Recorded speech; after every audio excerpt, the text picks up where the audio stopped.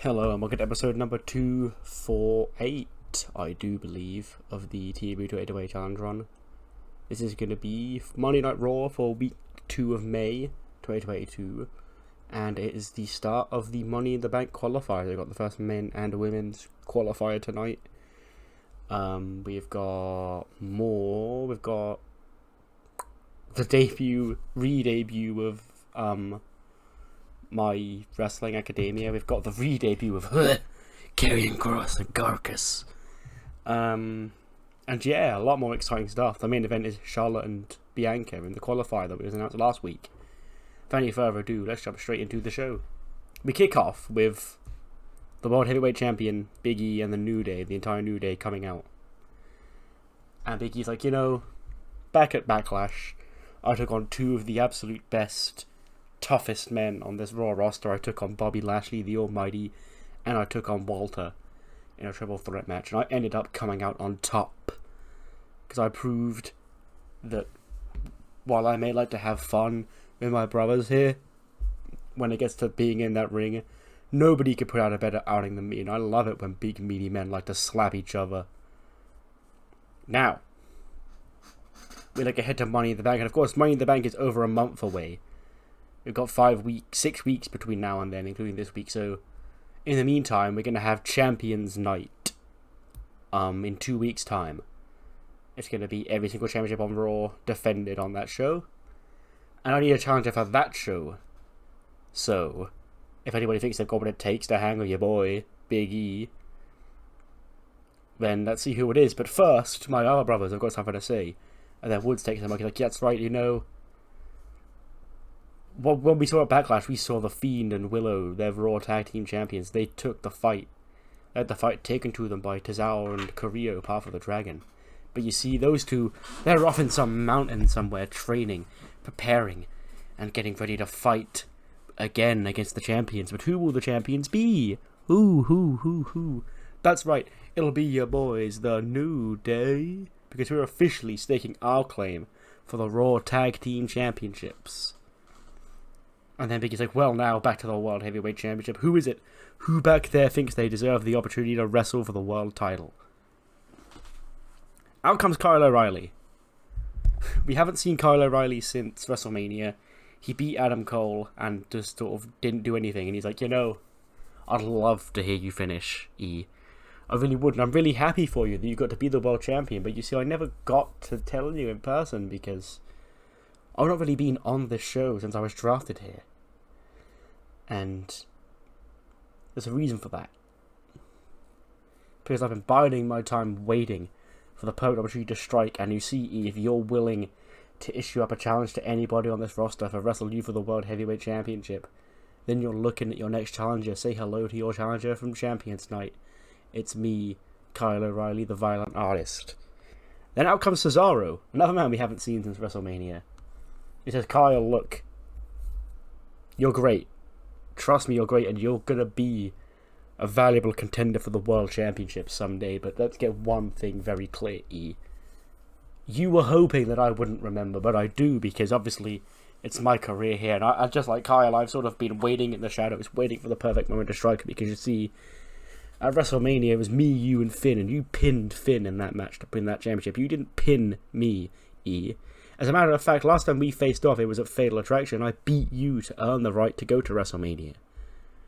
So unless you're scared and you don't want to lose to me again, there's only one rightful challenger for the World Heavyweight Championship next, E, and it's not Walter, it's not Bobby Lashley, and no offense, it's not Kyle O'Reilly. It's Cesaro. Then Alexa comes out, she's like, boys, arguing, I can't be dealing with this early in the show, I've got a lot on my plate tonight. You see, you both want a shot of the title. Kyle O'Reilly wants a shot of the title. Cesaro wants a shot of the title. Well, here in the era of bliss, we give to the superstars. I like to keep. I'm a manager of the people. We like to make all of our superstars happy, unless of course you make me unhappy, like certain people on this roster have. But let's not name names. Hello, let's not dwell on those people. Let's dwell on the future, and the future is the Champions Night in 2 weeks' time.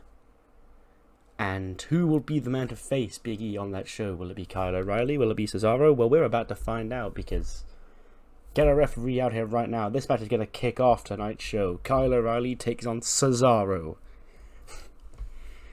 And the winner goes to Champions Night Raw in 2 weeks to face Big E for the world title. And that person is... not Veer Mahan. I forgot that I always put the segment here because realistically that would be the segment. Then we'd go to ads and then we'd come back from ads and the match would start. But this is why I put the Veer segment, because it's always we go to the ads, we come back from the ads, Veer coming to Raw, and then the match starts. So yeah, Veer Mahan coming to Raw. Anyway, the number one contender will be Cesaro. Wins in an 83 rated match. He makes Kyle O'Reilly tap out to the sharpshooter in 15:35. So Cesaro's the more credible challenger. Apparently the ratings disagree with me, but he's the one who beat Big E back at the pay-per-view. He's the one who hasn't got the rematch since WrestleMania. He just felt like the natural next stopgap challenger for E. And yeah, it's going to be Cesaro taking on Big E for the championship at the Champions Night episode of Raw in 2 weeks' time. But first, with their fancy new pictures, it's time to say hello to the grand jury. Because last week on Raw, they punted Randy punted Sheamus in the head after an attack from all of them. And Edge is in his little room with the little scales on it, and he's like, puts another little ball, so there's now 2 on one side, obviously symbolising the 2 people that they've written off. I was like, Sheamus, I warned you, you could have stayed out of this. This wasn't your game to play. This was my game to play. This was Randy's and Damien's and these 3, and then Drew McIntyre's game to play. You decided to stick your nose in where it wasn't wanted, to look what that got you. Say hello to Drew for me. But let this be a lesson to anybody on this roster that thinks they have what it takes to take it to me and my grand juries, that there are plenty more pawns needed to balance the scales of justice here. And whether that be Lashley, whether that be Walter, Cesaro, hell, even Big E. And maybe the World Heavyweight Championship will come with it. Either way, whoever it is, you're but a number to us. And the future is written already. The future reads that we will hold this show hostage once our grand plan is put into place, because we're tired of being overlooked, and we will be the top of the show again. And it's up to you listening, you right there listening on this roster. I know you're within an ear's reach of me. It's up to you if you want to join in or be left behind. What side of history do you want to be on? Because the time's ticking.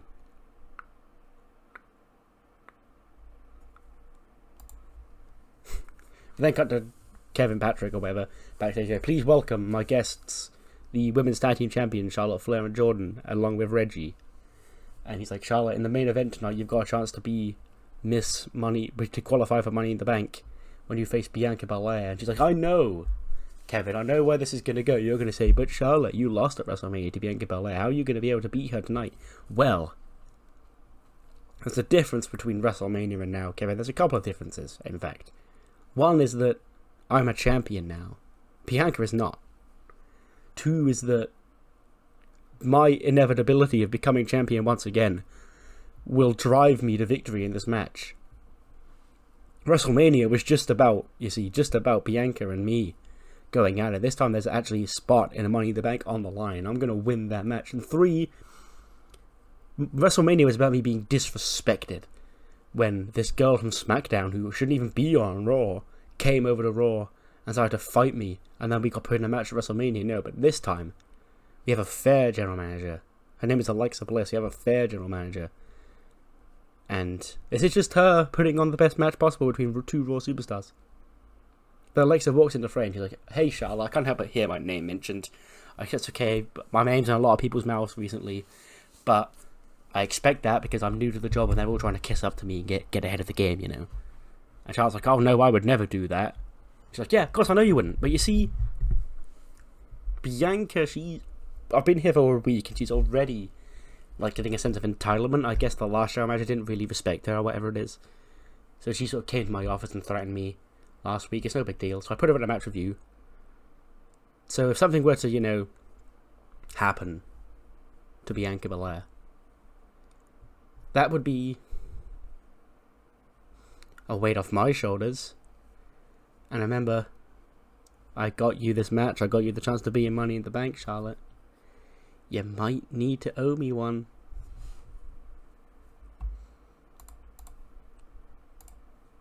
They're here. We popped outside the... It says outside the Staples... Actually, ignore that this is in the Staples Center, please. It's canonically anywhere, literally any other city but Los Angeles this week. I'll explain why later. So, we arrived to wherever we are outside the arena. And the anime boys are here. And girl. And they're like... Well, fellas. We got you here. The power is flowing through you. The power of friendship, the power of God, the power of anime, all of it. Inside you and you and you. Now, obviously, as your young sensei, I'm going to accompany you to the ring and see how you get on tonight. And I'm going to stick by your side if you ever need any more help. In case you ever need any more reminding of how to channel that friendship and that love and that anime and that energy inside you. But tonight is about Dio, it's about Manny. Heat is be about Saray. And who knows what the future holds when there's nothing that can stop you. Power, they all put their fists together and do like a fist bump. They lift their fists in the air and they come out to make their swanky anime entrance. With Saray's medallion, like, whoa, turning them into super anime boys. And they get a 53 rated match against Zayden Tinker and Cliff Love, who are the delinquents. But I gave them their funny NXT names. Dio beats Tinker with a submission hold, apparently. I guess the power of friendship. That'll be their tag team finisher name. 55 for Manny, 66 for Dio, 42 for Cliff, and 40 for Zayden. They're here, they've made it. They're on Raw. Bandit, or Young Sensei even, I think is set as their manager, but they just didn't get a note saying they did good work on ringside, so it's weird. But I think they were there. Manny Coon's inexperienced, apparently. Okay, noted. Speaking of... I don't know what I'm speaking of. This has got nothing to do with the anime boys. Cameron Grimes. He's backstage. He's like, you know, I've just got heard that there's going to be Champions Night 2 weeks from tonight, and there's no opponent for me, the Intercontinental Champion, Cameron Grimes. And I quite like it that way, because I'm not feeling 100% right now, and I don't really know if I want to defend my title. That's when Bobby Roode walks. He's like, you've got to be kidding me. Like, you're the champion, Grimes. What do you mean you're not 100%? You injured? It's like, I've just been really tired recently, you know, after I wrestled The Miz and all that, and Roode's like, that was 8 days ago. Like, as a champion, I had to wrestle day in, day out to keep holding my belt, and you're tired after 8 days rest.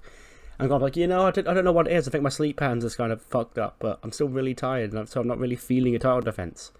And Roode's like, well, too bad, bitch, because you're going to have to defend it against somebody in 2 weeks' time, and maybe that person will be me. And then Gulak walks in. He's like, you know, Grimes has got a point. Cameron Grimes, if I'd also had, like, you know, a bad sleep pattern, I also wouldn't be keen on being in a wrestling match. But here's what you can do to improve your night's sleep, okay? Go to bed early. He's got like a PowerPoint about going through the best ways to get good sleep.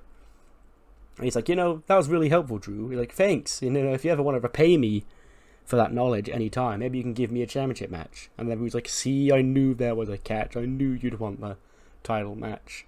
And then Dixie and Angel Garza walk in, and she's like, honeys, calm down. Because, you see, there's only one person that's going to get a title match. There's neither of you two. It's my honey who's been studying my old tapes, Mr. Angel Garza. And Rude just turns to Dixie, and he's like, Dixie, old tapes, huh? I see. Well, there wouldn't happen to be any of mine in there, would there? And Dixie's like, no, honey, I want to show him how to win. And he's like, you take that back now. I did everything that I could, and I fucking put that company on my back. And then the three of them just start arguing. When big Ronnie Hughes walks in, he's got like a shirt, top 2 buttons undone, he's got sunglasses on, fancy watch. He just sort of just walks in, everyone gets silent when he walks in, because the big bull has just walked into the room. He takes the sunglasses off, just sort of looks everyone up and down, and just nods his head and goes, and walks off. And then, lo and behold, guess what gets announced for next week once this segment ends? There's going to be a fatal 4-way next week. Rude, Gulak, Garza, and Ronnie for a title shot against Cameron Grimes at the Championship Night Raw in 2 weeks.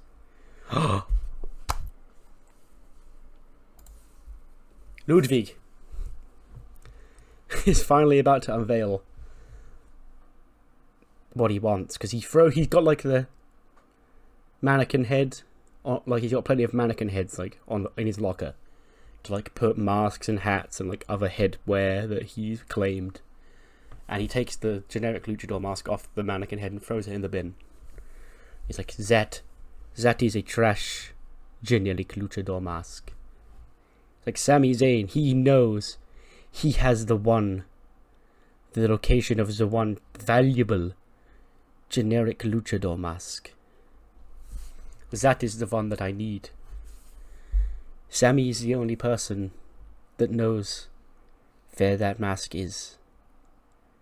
So Sami, if you want to help me find the mask, then you can just give it to me. If you don't, I will take it by force. Because I need that mask for my vault, my lair. And my collection can truly begin being special. So there we go. Ludwig had a generic luchador mask, but that wasn't the one he wanted. He wanted, El Generico's mask. And that's obviously a rare piece of memorabilia that Ludwig would be able to sell or display or whatever he does with his goods.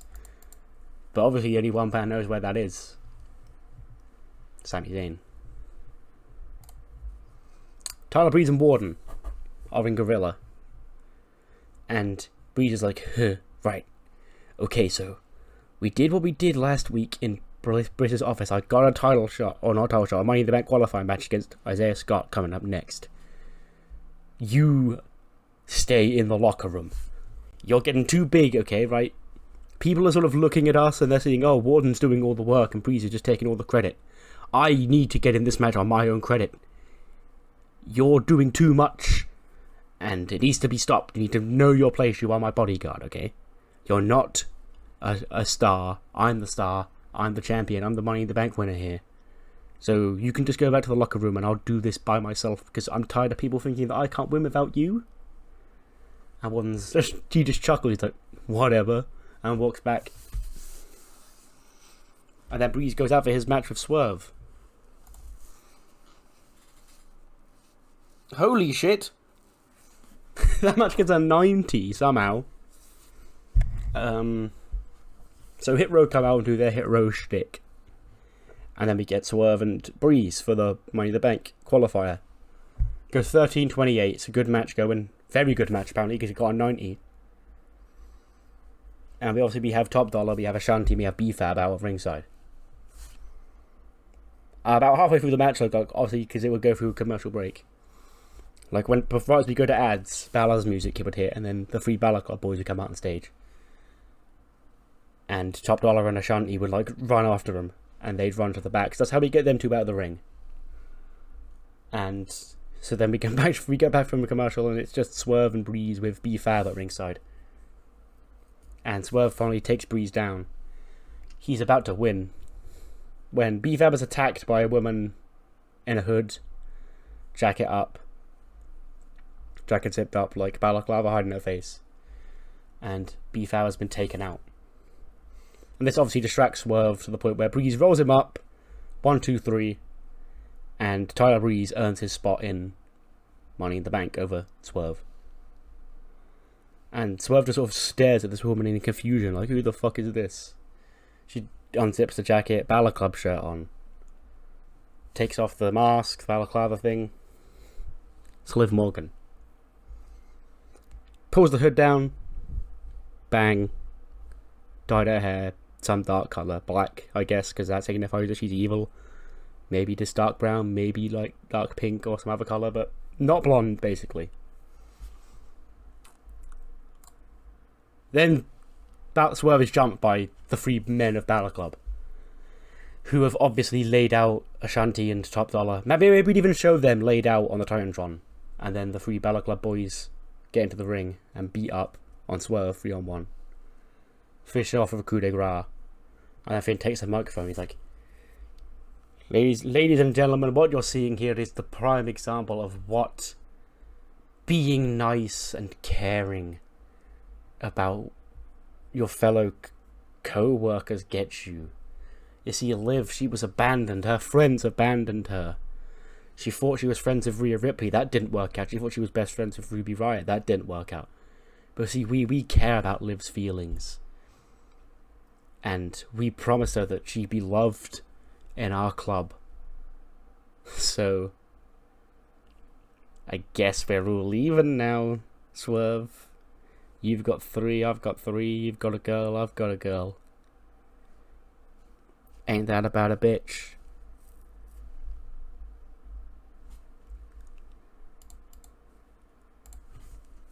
Ruby's of course reacting to this backstage on the monitor, and she's pissed off. She's like, "What the fuck? I was like Liv's best friend. Like, I tried my hardest to help her. Obviously, we had a disagreement. I was trying to sort it out, and then she just goes and lets these fucking people rot her brain, and joins this club, thinking that this club actually has her best interest in heart. So then just and she's probably angry. Naomi walks up. She's like, you know, I feel you, girl. Like, I've had friends walk out on me too, but I've never compromised my moral standings for once for anybody. Maybe if she's so willing to dump you off, like, for these people, maybe she wasn't all that anyway. And maybe you're better out by yourself. Or maybe you're better off with another partner.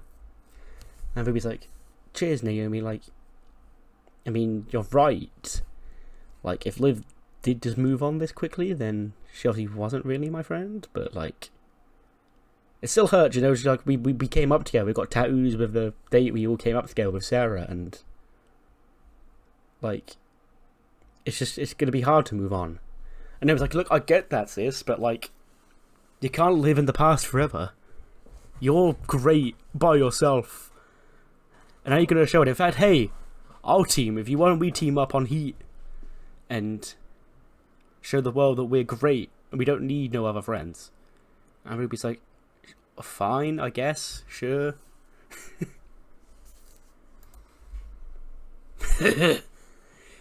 Guess what's happened now?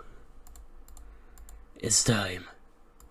James Sims, this little fucking dweeb, loser right here, he literally wrestles like this. No shirt, bow tie on, fucking glasses like a fucking dweeb. Karrion Kross puts him down. 1 minute, nothing personal. He gets a 9 because he's a dweeb. And I get a 76 because I'm super badass. And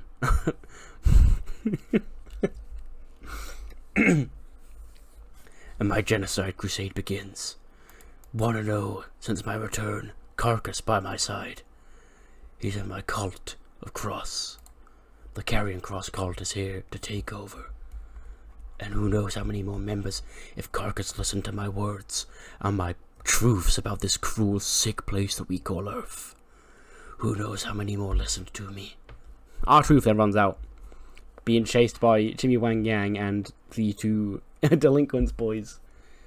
And it's just a scene of them trying to get the belt off Truth. He just runs around the ring and runs to the back while Cross is trying to cut the super edgy promo about decimating everybody and like killing everybody, and genocide and blood and nothing personal and all that.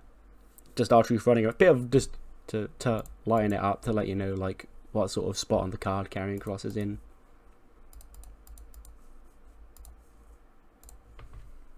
Big Ronnie, he's got his sunglasses back on. He's still dressed up to the nines. When MVP walks up to him, he's like, "Hey, dog, I saw you got the watch I sent you." Ronnie's like, "What?" He's like, "You got the watch I sent you, like that watch, that Rolex you're wearing. You got it as a gift last week, right?" He's like, "Yeah, I didn't know that was from you. Cool, that's nice, Pete." He's like, "Okay, cheers. Well, maybe now I was just checking if there's any news back on our roster, you know, about you being a member of the Hurt Business." Ronnie's like, "I have taken it under serious consideration, but my mind is on the IC title Fatal 4-Way next week. And after that is over, then maybe I'll get back to you. Okay? There's no patience. It's fine." I'm not going to leave you hanging. And MVP's like, well, business is booming, and you should feel privileged that we've come out to reach out to you. And he's like, I am, trust me. Like I said, IC title match, that's what I'm waiting for. Volta and the Blitzkrieg boys are chatting backstage ahead of Ilja and Joseph Connors are against the New Day for the Raw Tag Team title match at the thingy-mabobby, the Champions Night, which they mentioned earlier on. I meant to say that Alexa would be like, no, you can't just announce that, you gotta win it. So they're getting ready for that match when Regal and Pete Dunne walk up to him. He's like, gentlemen, I see MVP and Ronnie Hughes and the Hurt Business discussing their proposition. I'm wondering if you got any combination on ours, you see? Because me, Pete, and Dudley, we are a very regal coalition together. And Dudley, he's not here right now. He's got to take care of that pest, Cody Rhodes, later on tonight. But I think that to truly put that American Nightmare down once and for all, this here isn't going to fly, this Blitzkrieg and regal coalition thing. But if we had one supergroup, we all came together as the one big regal coalition, then we could dominate Raw. And Volta's like, 9! My group, my orders. You go back off and you play with your two friends once again because we're not interested. And then Dragunov and Connors go out to wrestle the New Day in an 80 rated match. New Day win, of course. Because they do. 93 and 75. They pin Connors with a Shining Wizard. Well, Woods does, not them together, because that's not their tag team finisher. 75 for Kofi, 93 for Woods. He's still fucking insane. 72 for Connors, and 85 for Dragunov, who actually outscored Kofi. Funny. Then they're celebrating after the match when Firefly Funhouse on the Titantron. Bray Wyatt. Just Bray Wyatt. I'll explain why in a minute. He's like, yowie wowie, look. It's the New Day. They know all about having fun. And golly, it's still going to be a good time. I don't know where our old friends have gone on to. They still haven't come back yet. I hope they're ready to come back soon. I miss them. But these new friends, the New Day, our new friends, they got a play date with them. I'll make sure to let him know, and he'll let his new friend know. And it's sure going to be a golly fun time, and we meet, finally, at last, New Day. Bray Wyatt by himself in the Funhouse. I've explained before that I don't do Jeff Hardy in the Funhouse, because that would just be like a fucking acid trip. And no Willow in the Funhouse either. Susie, who's normally with Bray in the Funhouse though, once again got dinged for painkillers, so she's suspended for 28 days. So that's why she's not there. And Bray's there by himself. But that match is now set for 2 weeks' time. New Day will face off with Bray Wyatt or Fiend and Willow for the tag team titles. We then cut to Bianca. She's walking through the hallway and she's about to knock on Alexa Bliss's door. And she does so. She knocks on Alexa's door. You can hear Alexa from the outside of the door go, come in. And Bianca walks in. She's like, girl, what's this I hear about you trying to set me up?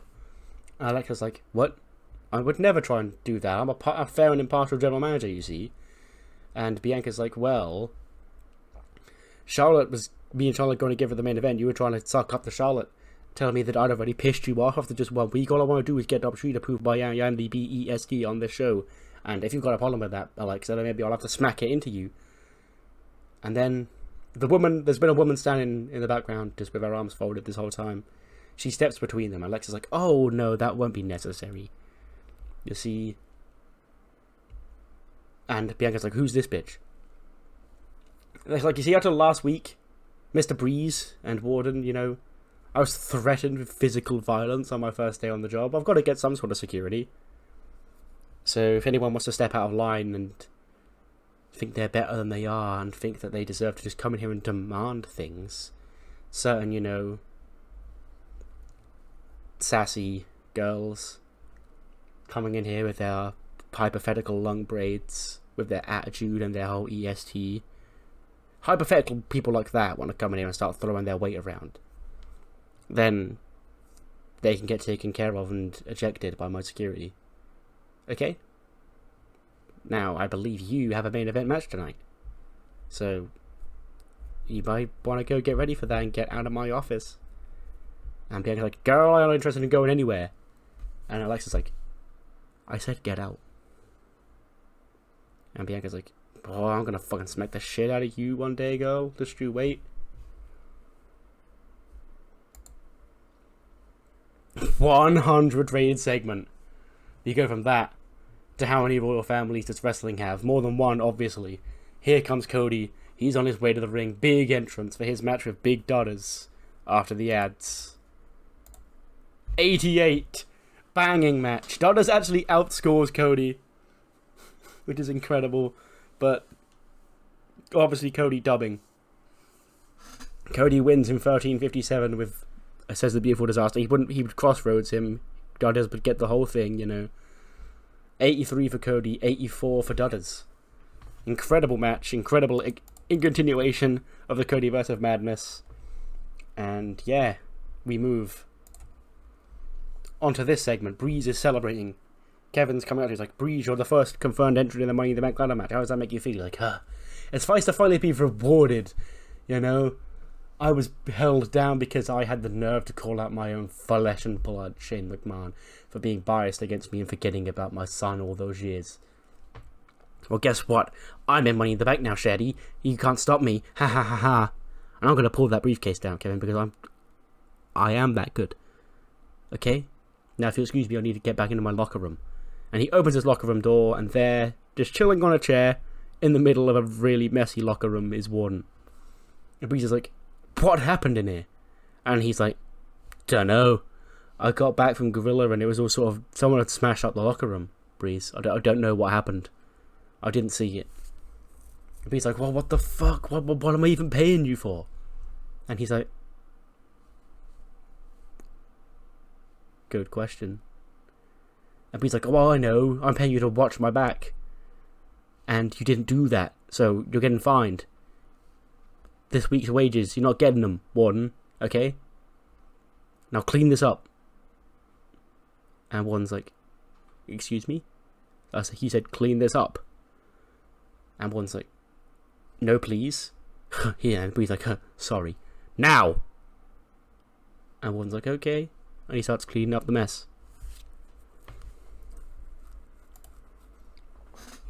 Welcome to the most must-see WWE talk show in history. Welcome to Miz TV. It's like, I have come with the most blockbuster announcement in the history of Money in the Bank. Okay, we saw Tyler Breeze earlier on tonight. He won his qualifying match. He's going to Money in the Bank. We're going to see Charlotte and Bianca wrestle the main event. One of them is going to Money in the Bank. Well, next week, guess who else is going to Money in the Bank? Me. Because I've got a Money in the Bank qualifying match. And my opponent, Matt Riddle. So, once I dispose of that big dumb idiot, then I'll be in Money in the Bank and I'll be able to climb that ladder for the second time in my career, pull that briefcase down, and call myself Mr. Money in the Bank. And that's only a matter of time before I become the 2-time WWE champion, because I've done it once and I'll do it again. Then out comes Riddle. He's like, bro, like, all you do, like, bro, is talk. Have you ever heard? Has anyone ever told you that you talk too much? And Miz is like, a lot of people, actually, yeah. And Riddle's like, well, throw my name in it. I want more, because you just don't ever shut up, bro. And while I would love to come out here and make you shut up, I think I'm going to save that for next week, because you seem to have overlooked me, bro, because I'm the way I am, bro. I'm a chill dude. I'm a stallion, you know? And that's not going to make that mistake. I can still kick your ass in this ring, dude, because, like, that's just what I am, bro. It's like, kick my ass. You think you could kick my ass? Whose ass have you ever kicked? Matt Riddle? And he's like, well, there was this one time when my bros were being, like, proper weird, like, bro. And they started getting in a fight with, like, these big guys, bro. And, like, they came over and they're like, hey, you need to give us some of that, bro. And I was like, some of what, bro? It's like, you know what? The stuff in the bag, bro. And I'm like, okay, bro, chill. It's not for sharing. It's all mine. And then Miz just sort of clocks him while he's rambling with the microphone, and hits him with the skull crushing finale to set up a match for next week and to get him on the show. Be funny. And to really I haven't been using Riddle enough. He's just sort of existing and having matches, and his promos are like my favourites to read, so it's funny. Speaking of funny, R-Truth is running away still. He's lost Jimmy Wang Yang, but the jobbers, the delinquent boys, who aren't officially called up, they're just here for one night, they're just enhancement talent, so relax. They're still chasing Truth, and Truth runs around the corner. He locks himself into a room as the delinquents just run past, and Truth, he's in the other side of the room, he's like, oh. It's all dark and smoky and edgy in there, with like pentagrams on the wall. He's like, what the hell am I, dog? This ain't Friday Night SmackDown. And he continues to slowly walk forward, and then you just see Karrion Kross giving that goofy stare, like through the dark. And Karrion Kross and Carcass are like, you don't belong here, Truth. And he's like, oh, my bad, okay, I'm just gonna go. And then Carcass beats Truth up and throws him out the door. But Truth still has his title, it's fine. Just a quick 2-minute video showing Omas's devastation as the 7'3" Nigerian giant, narrated by Malcolm Bivens. And yeah, just to get him on the show because I had 2 minutes to kill. I didn't mention this match. During the Charlotte interview, Alexa would have come in and said that obviously Champions Night means all champions who show up on Raw must defend their belts on the show. That includes the women's tag team titles. And we're going to find out number one contender tonight when Asuka and Julia of Dominion face off with Smile and Shine. So that's what this match is. Asuka and Julia win. They beat them. Asuka submits Kylie with an Asuka lock. 70 for Tegan, 64 for Kylie Ray, 94 for Asuka, 74 for Julia. I know that Tegan was the champion 2 months ago, and I've not really been representing that the best since WrestleMania. But 70, see, she's like another one of those people that the game refuses to make good. And she was really only a champion because it was the best plot device for the Dakota Kai story, which is who I wanted to make champion. So, like, I'm okay with... She still has credibility as part of the team because she was the champion, but it might end up being a Oney Lorcan situation here. I'll try not to, because I do like Tegan and Kylie as a team, but Asuka and Julia, for the purpose of a story that I'm going to tell later down the line, needed to win this match. Here's where we are, right. We're in anywhere else but Los Angeles this week. But don't worry, because next week, Raw's going to Hollywood. We're going to Los Angeles next week. And guess who's going to be there? New WWE Hall of Famer, Goldust, with his Hollywood ties, is going to be on next week's episode of Raw, and he's going to have some things to say. And maybe some proteges to scout, or maybe some other shit. Some Hollywood stuff. Goldust here, Hollywood Raw next week. But first, before we get to the main event, we've got another Path of the Dragon fighting segment. Tajiri's not here this week. He sort of entrusted Tozawa, Carrillo, and Zergis to do it all by himself. But Xia Li and Wu Feng, who are his personal, cameoed fighters in the dojo, are still training with them, and they're still sparring, and they're still fighting. Maybe they're starting to make progress on the whole breaking bricks with their head thing and all that shit. But they're still trying to channel their inner dragon warrior spirit. And Zergis is still being a dragon. But also before that, Big Mattress Inc. cares about your sleep. Catch some Z's with some Big Mattress Inc. And then obviously the person we know is Wendy Chu is napping in the background. And maybe she could even raise her fucking little eye patch up, survey the scenes, realise if she's asleep in a shop, and then sort of just shrug her shoulders and go back to sleep. So they're starting to come a bit more to life. are Big Mattress Inc.'s advertisements. We've now got past the point where we think they're just adverts. We now understand that they're part of the show. 83 rated main event. I'll take it. Money in the Bank place on the line. Charlotte beats Bianca Belair after the woman that we saw in Alexa's office, the tough lady with the suit, or whatever, the security lady, wanders down and screws Bianca Belair.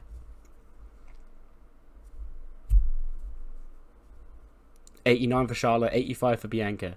83 for the match is pretty good. And the first woman confirmed for the 2022 Women's Money in the Bank ladder match is the Queen. Woo. 90 rated show. I'll take it. Why was that show so good? Because Dodders and Tyler Breeze matches were good.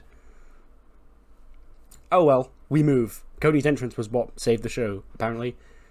And yeah, now we move on to this week's episode of Heat. We're here for Heat, and we start off with a 5-minute match. Mackie, who has been losing a lot recently, because she is a mid-carder, but a good one at that. But slowly to throw with the odd bone, occasionally she can beat Katana Chance. 5'19" with a big head. 73 for Mackie, 44 for Katana. And yeah, after the match though, she gets the microphone and she says that next week, what we feared would be true is going to be true. Mackie claims that she's going to poo and piss and shit and cum and fuck and piss and Queen of Kid, all of that, on Nova Nebula in the Money in the Bank qualifier. And she beats her and goes to Money in the Bank. And we do confirm that this will be the Money in the Bank qualifier next week, will be Mackie versus Nova. Also, not announced, but... Oh, we did announce it, never mind. Like I say, also the other men's Money in the Bank qualifier, but I did say it was Miz and Riddle. So that's fine. So yeah, they're the two next week. This week it was Bianca and Charlotte and Swerve and Breeze. Next week it's Miz and Riddle and Mackie and Nova. Io wasn't supposed to be on screen here, but having her on the show boosts the attendance. So Kyrie walks in, and she's like, I hear you're the head of like the women's division. And she's like, yeah, that's me, bitch. Tonight is open mic night, Kyrie, what do you want? And she's like, you know, Io's been down since we lost the belts at Backlash. And I want to do something special for her, so you as the head of the women's division, can you plan Io's birthday celebration extravaganza for this Sunday at Judgment Day? And Brandy's like, I mean, I'd have to go over it with Pierce, because he's the SmackDown GM, but sure. And Kyrie's like, yay! And Brandy's like, well, since you're here, you can wrestle tonight in the main event against a young upstart from NXT known as Kathy Cool. And Kyrie's like, yeah, okay, fine, I'll do that.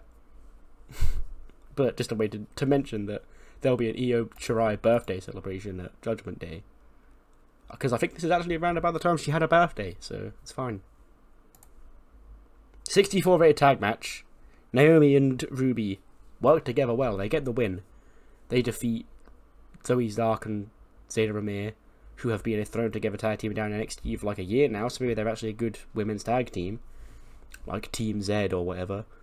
But Naomi wins with a split leg moonsault. She gets a 67, 70 for Ruby, 36 for Zeta Ramir, and a 44 for Zoe Stark. Shotzi cuts a promo about ballsy tanks and wanting to be in Money in the Bank. How Money in the Bank? The match is made for someone like her because she's willing to risk it all to win that contract. And she doesn't know if she's going to have a qualifier, but if she does, she's going to be ready to win and punch her ticket to Money in the Bank. Because obviously they start the next week for SmackDown because they've got Judgment Day to build. 64, Saray. We had Dio and Manny in action on Raw, Saray's in action on Heat. She beats Frankie Monet. That's a blast from the past. She's been down in NXT since WrestleMania. And yeah, she's got a fair bit of popularity, so I can have her put over Saray here. Really get the anime guys going. 54 for Saray, 62 for Frankie, by the way, in case I didn't mention. Then the main event is a 67. Kyrie beats Kathy Cool with the Insane Elbow. 77 for Kyrie, 32 for Kathy. Nice showcase match for our queen, Kathy. She's going to be, you know, the top of this division in 10 years' time, so get her in there now, get her some experience. That's the end of the show, 68. Pretty good episode of Heat, actually. And I'll see you next time for also should hopefully be a pretty good episode. The go-home episode of SmackDown before Judgment Day. See you then.